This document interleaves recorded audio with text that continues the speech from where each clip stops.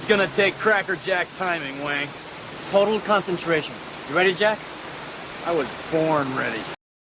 Welcome back to Thinking Critical. This is Wes. It's time for another Hawkeye review from Disney Plus. We're on episode number 3. And obviously, we have a missing panel member here, Aaron Sparrow, from one of the writers on Young Justice Season 4. He's under the weather, could not make it, so it is Skip and Tosh and myself. How you doing, Skip? Man, another episode of Hawkeye, another opportunity to talk to my man Wes about, some comic book related stuff. I can't complain, man. I'm feeling pretty good. How you feeling, Wes? I'm feeling really good after this one. I actually liked this episode better than the first two, and I liked the first two just fine. I think there's some really interesting things that they're alluding to. We certainly, let's get into the kind of one of the big parts about this story is we have two characters that have hearing loss and two characters that have adapted differently. We have Echo, Maya, who appears to be a sort of villain. I don't know if that's going to be the case in the end, that has embraced her hearing loss and used it as a strength and as almost as an extra ability. And then you have Clint Barton, who's has his hearing loss, is using technology to aid him in the way. And we're seeing a lot of contrast between the characters. At one point, she even tells him, "You'd be stronger without it." Yeah, I like the duality, that presented within the episode. I think a big part of pairing characters with intrigue is placing those characters in a actual situation where they are being challenged, and then also giving them a bit of a challenge by placing them, kind of in a headspace. In this case, I guess it's, physically as well because of hearing loss, where they're in a different space as well. So when you don't have all your faculties, you don't have all your trick arrows, and you're in a tricky situation, that's when we feel like the plot thickens and characters really have an ability to, flourish, go to the next level and progress within themselves, while that also is interesting as a plot itself to progress the story along. So I appreciated those that well thought out writing and how they arranged that. And you can definitely tell that Clint Barton is just now beginning to learn to live with this hearing loss. Like, he wasn't born with it like Echo was, where it's been something that's with her whole life. He's still, trying to hold on to who he was as far as a hearing able person. I thought that was really interesting. We do get some backstory at the beginning, talking a lot about Echo and where she comes from. But, obviously it really picks up once we get back into that warehouse. We have the two Hawkeyes basically taped up to, I don't know, like, what are they, unicorns? Something like that. We finally get our first interaction between Echo and Hawkeye himself. He frees himself. We get a big action scene. This thing was absolutely bonkers. It was so much fun. Specifically, the car chase. She wants to jump in the Charger. And he's like, "I want to bust that." So they get this, grocery getter. And as they're going, there's one spot kind of at the beginning, and it looks like it's like one camera shot that's going around, like in front, and then it's turning, and it's going with the shot as the car is going. It was so well done. It was so exciting. It was one of the better car chase scenes I've seen in a really long time in a movie. Absolutely. Like, the cinematography work was incredible on that one continuous shot that was pivoting, when you have to sit and just think like, wow, how did they even do that? All I was thinking was, I wish I was in a theater seeing this. I think it would be bonkers on it, like an IMAX or something. With some surround sound. Yes. Oh yeah, baby. Like, they're panning, and then we go from hearing like them, in front of us, to hearing Kate and Clint behind us, which also plays into the whole hearing thing that Clint is dealing with. Stuff like that is what brings media to the next level, and lets you know that people are very intentional about wanting to put their best foot forward for us who spend our money and our time watching these things. But I really like that. That was one of my favorite scenes from the Matt Fraction, David Aja run.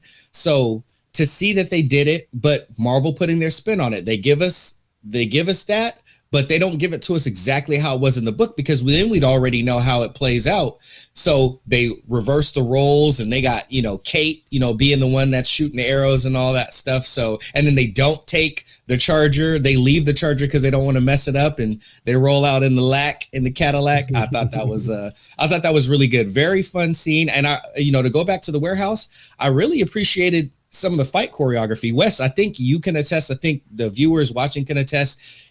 After you watch so many action movies, especially ones that have a lot of hand-to-hand combat, you feel like you've kind of seen it all after a while. I can honestly say there was some choreography between her holding the cart and then fighting a dude and then kicking through the cart where the thing flapped up and hit him, and her running and sliding and grabbing the pole and whipping around to sweep the dude and make him fall. There were some things in there that I haven't seen before, and that made me feel like they are putting everything in to what they're giving us right now.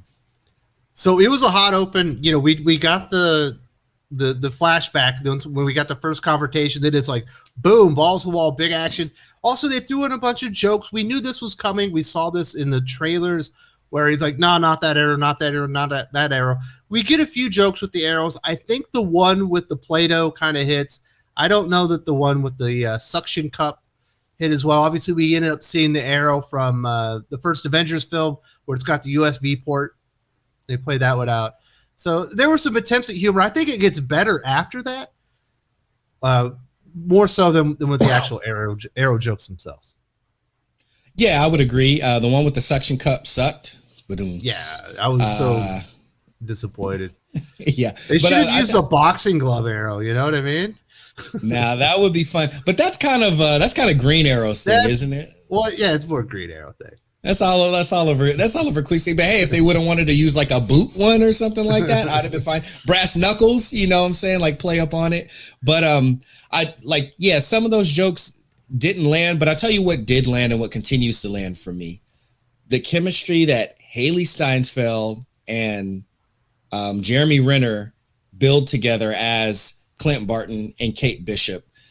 Of course it's the whole, you got the straight guy, and then you got the serious, or the jokey lady, but it's really their craft as an actor and an actress that make it work, where if it was people that had a lesser craft that weren't on that level, I could see those things really falling apart, because it's not new Marvel humor that we're getting. And it's some of the Marvel humor that people have been I'm not super critical of it because I enjoy it for the most part. A lot of people have been critical of, and we can even say it gets stale, but it's literally their craft and their dedication to the roles that I feel like hold it up, where if it was other people that didn't care as much, it could really fall apart. Speaking about the chemistry, these are the jokes that I thought really hit. Obviously, along the way, Jeremy Renner, Hawkeye's hearing aid is destroyed by Echo on purpose. They end up on top of a train to escape. They end up on the train. They're sitting through there. Obviously, they've been through a big thing. And she's talking out loud. It's like, oh my goodness, we forgot about the dog. He's cooped up. Is he going to be okay? And she thinks Hawkeye is responding to her. He can't hear a word she's saying. And then he starts repeating all the things she said because he's also, worried about the dog. And I really like that. Then we also got another scene later where they're going to get some food. And she's talking, going on, and he can't hear her. He finally turns his hearing aid back on because it's been restored. And then she's talking about how she's dreamed of this moment all of her life.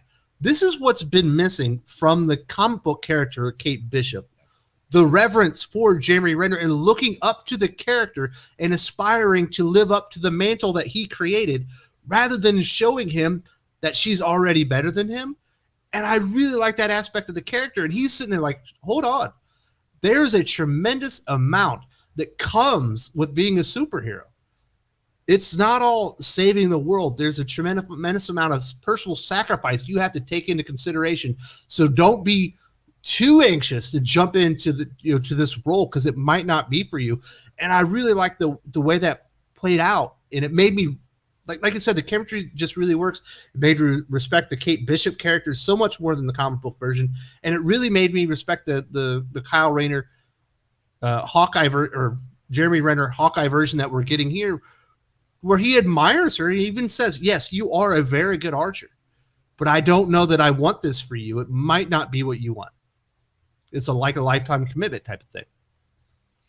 You said the R word, reverence, to revere, to, to look up to. And that's the thing. It is like, it's cheap to bring people down a notch. And that's an unfortunate part of the Matt Fraction run. Though I do like that run, that's an unfortunate part of it, is to elevate another character. You brought, the established character down. So then really the question is, like, how much are you really elevating them? If you're putting them above that person, but you had to bring that person down first, you're not bringing them up to their level. You're not having them ascend very high. You lower the bar and the barrier of entry, in order for them to step over them. So that's in some cases you're stepping on their head and it's just going down as you're going up, right? Exactly. You're not gaining ground. You know what I mean? Exactly. So that's what I didn't appreciate about it. But here's the thing: Kevin Feige and them know, hey, the reverence for these characters is what has our audience keeping them there. He saved the world. He's part of it.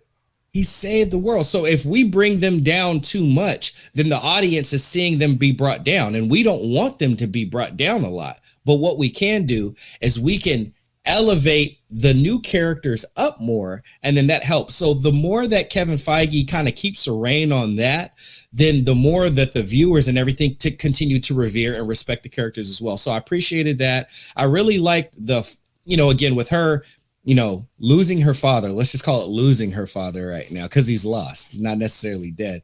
For Clint to be away from his kids, but be there with her.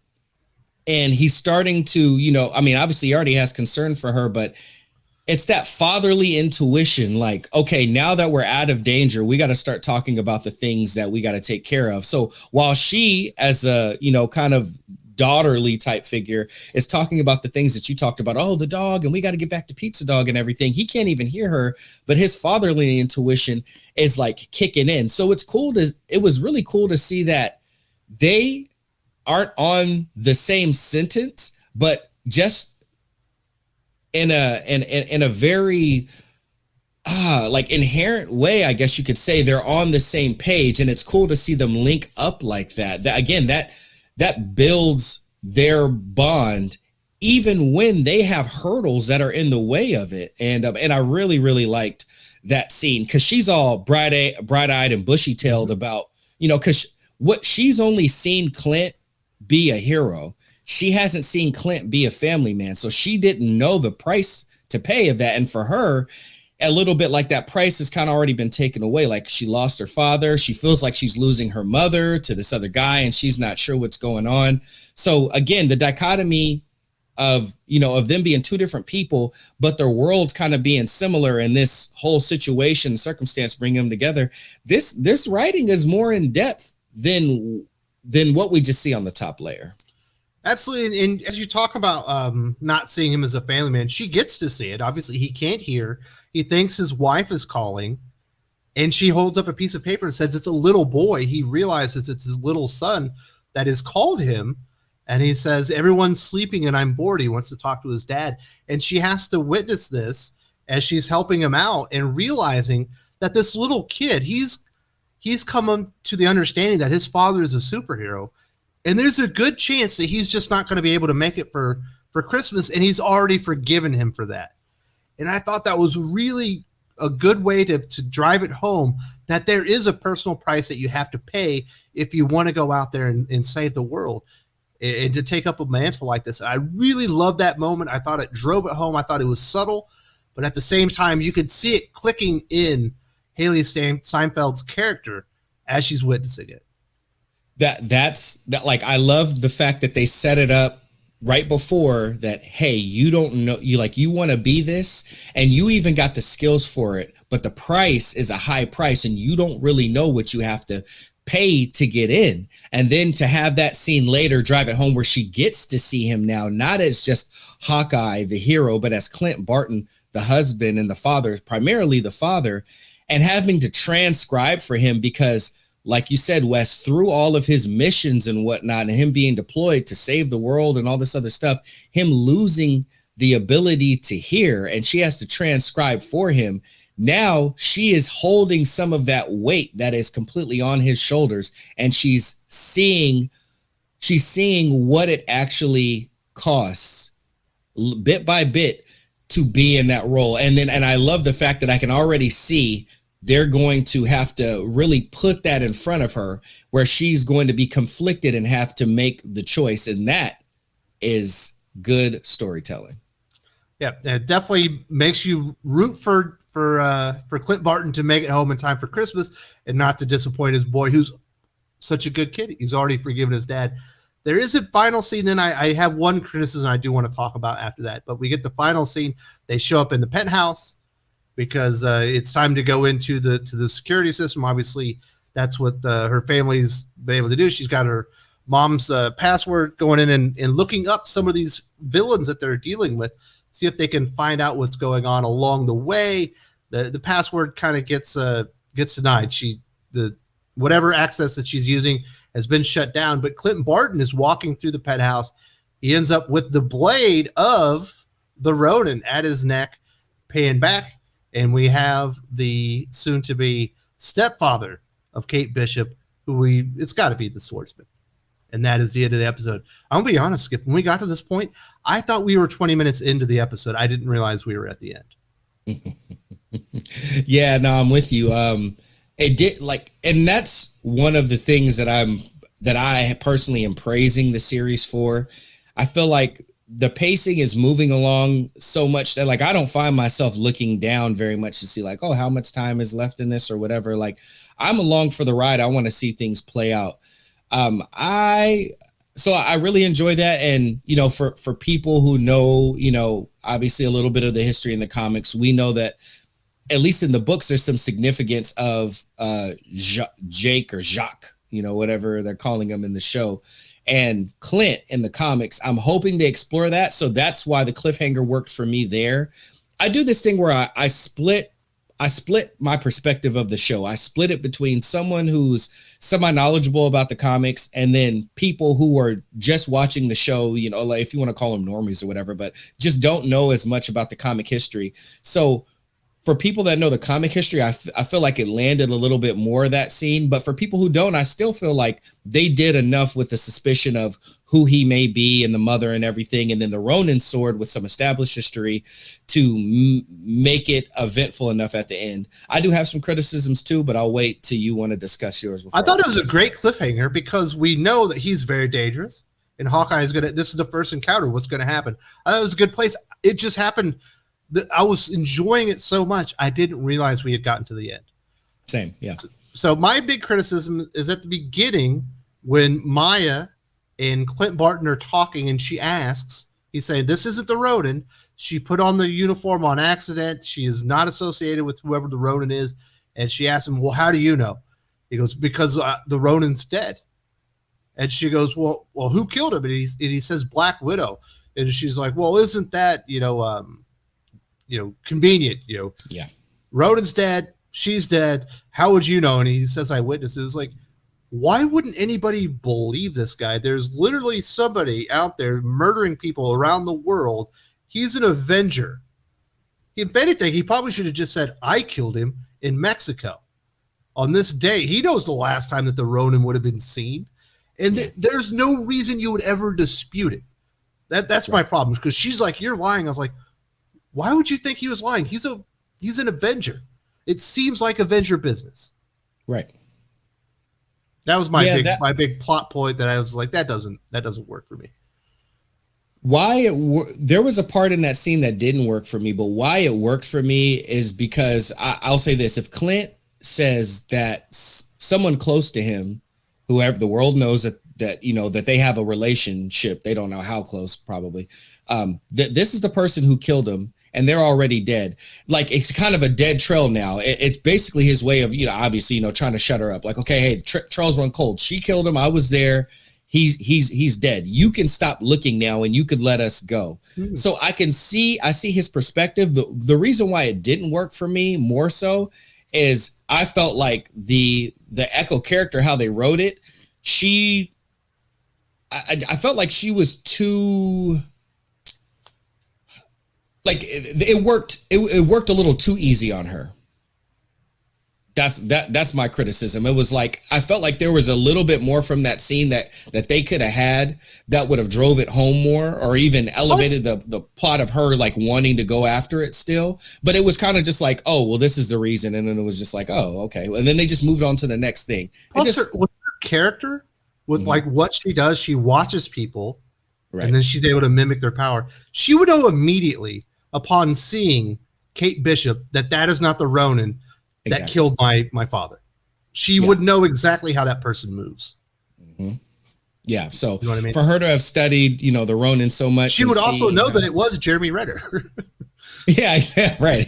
Exactly. On the flip side, definitely. Yes. My criticism for the show, it does again go back to the Echo character. Most of us have heard that they've already greenlit a show for the Echo character. If you are knowledgeable of Echo and in the Daredevil lore and cast of characters, then her relationship to that, so that that could get you excited about it. But as people just watching the show, again, I say I split it between those two perspectives. I felt like they did enough with her little montage in the beginning to make us understand how she got to the point where she is now.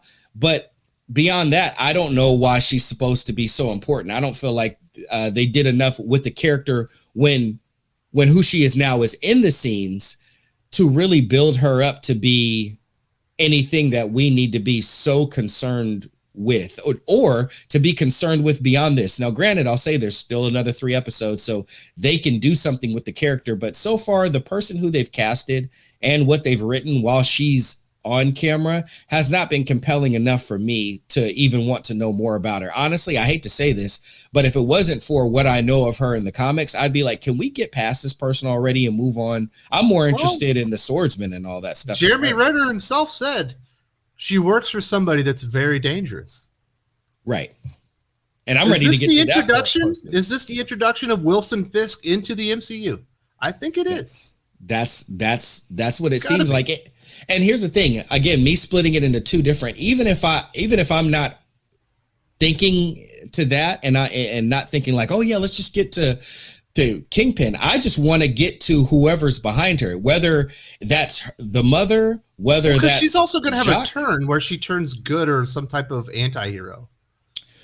Right, which I hate to say this, I don't even care about that. I'm like, your power, what it can do for you is cool, but I haven't even seen that used very much in the show to be like so interested in that. There's just not much about Echo outside for me currently, outside of what I know her relation to be in the comics, that has me more excited to see more of her in the show. I'm kind of done with her already. I'm with you. I agree that it's a pretty boring thing, but that's almost a Marvel Studios thing. Boring villains outside of a handful. Yeah, absolutely. And like we said, there's 3 episodes left. They have time to turn it around.